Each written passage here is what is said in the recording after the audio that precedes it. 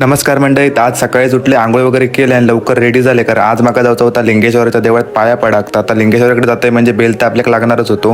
मग आमच्या घराच्या समोर कंपाऊंडातच बेल आहे, तो काढलाय आणि लिंगेश्वर देवळाजवळ येऊन तर पोचलोय. मग इल्या आधी गाभाऱ्यात इलंय, पाया वगैरे पडून घेतलं. त्याच्यानंतर मग बाहेर इले, कारण माका जरा सिनेमॅटिक व्हिडिओ करूच होतो देवळाचो. मग तास जसा काम झाला त्याच्यानंतर म्हटलं जाऊया घरा, कारण जातानाच वाटेत मठ मिळतात. तर माका ऑलरेडी उशीर झाला, त्याच्यामुळे बाहेरसूनच पाया पडलोय.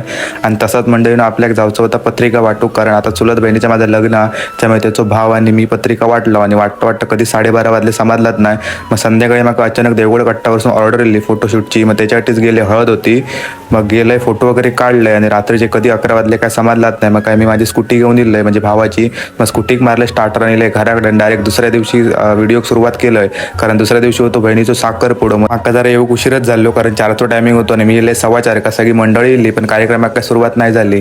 मग थोड्याच वेळात कार्यक्रम तर पार पडलो. अंगठी वगैरे घातल्याने मग नवरा नवरी काय एकामेक पेढो वगैरे भरवत होते.